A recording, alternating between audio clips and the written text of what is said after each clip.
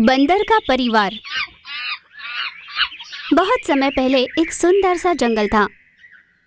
उस जंगल में तरह तरह के जानवर मिलजुल कर रहा करते थे। उस जंगल का राजा था शेर। उस शेर का एक युवराज शावक था।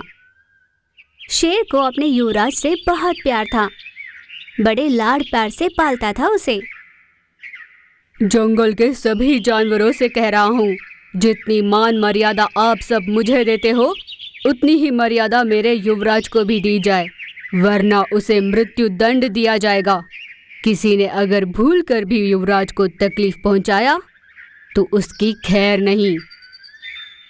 ऐसे जाहिर कर दिया शेर ने। शेर की चेतावनी से ना खुश होते हुए भी उसके आगे कुछ न कह पाने की हिम्मत के चलते सभी चुप रहे। इस घोषणा के बाद युवराज के मनमानी का कोई अंत ही नहीं था।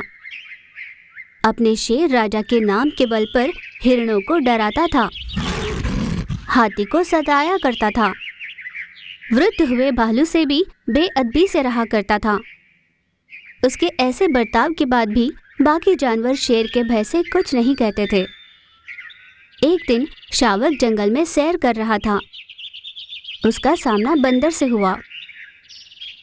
हे वानर, इतना घमंड कि मेरा रास्ता काटो, हटो मेरे रास्ते से। मैं क्यों हटूं? ये रास्ता मैंने बनाया है। वैसे भी इस रास्ते में मैं पहले आया था। हटना तुम्हें चाहिए।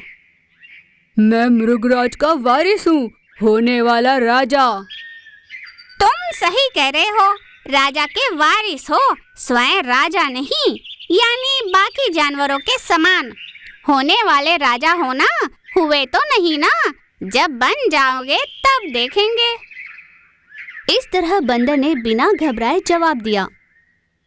युवराज के धमकियों से बंदर नहीं घबराया। बंदर के साहस के आगे युवराज कुछ न कर पाया और चुपचाप चला गया। पर उसने इसे अपना अपमान माना। बीती सारी बात युवराज ने शेर राजा से कही। शेर भड़क गया। उस बंदर को इतना घमंड कि मेरे शावक का ही रास्ता काटे। उस एक बंदर को ही नहीं, जंगल से पूरे बंदर के परिवार को ही बहिष्कार करता हूँ। ऐसे शेर राजा ने घोषित कर दिया। बंदर का परिवार कुछ न कह पाया और वहां से चला गया। जब बंदर का परिवार वहां से जा रहा था तब बाकी जानवर रो रहे थे। पर राजा के निर्णय के आगे किसी की कुछ न चली। सब चुप रहे। बंदर के जंगल छोड़ जाने पर शेर का सीना गर्व से तन गया। इससे युवराज का घमंड और भी बढ़ गया। मेरे खिलाफ जाओगे तो देखा ना क्या हाल होगा। जो बंदर के परिवार के साथ हुआ, तुम्हारा भी वही हश्र होगा। घमंड में चूर उसने कहा। अचानक उस जंगल में पेड़ कम हो गए। जो थे वो नहीं बढ़ रहे थे। उस जंगल में किसी भी जानवर को चोट लगती या कोई रोग आता तो उसके लिए कोई दवाई नहीं थी। सभी जानवर एक एक कर मरने लगे।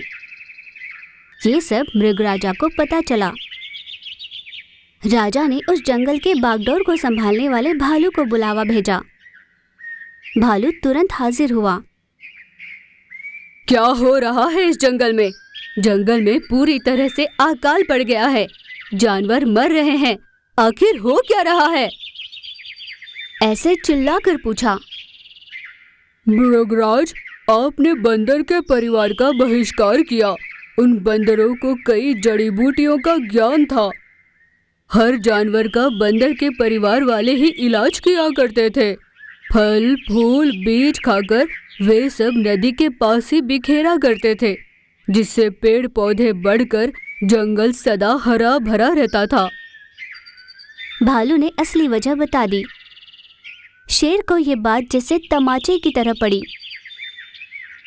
मैं तो सिर्फ नाम का ही राजा हूँ। आज समझ आया कि जंगल के लिए सभी जानवर एक समान है। एक बंदर के परिवार के बहिष्कार करने से सारा जंगल निर्जीव हो गया। शेर पछताया।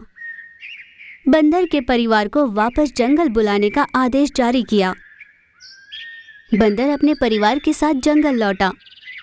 शेर ने बंदरों से माफी मांगकर उन्हें जंगल में ही रहने के लिए कहा और युवराज को समझाया कि सभी जानवरों से समानता से रहे। मृगराज में आए बदलाव से सभी जानवर प्रफुल्लित हुए।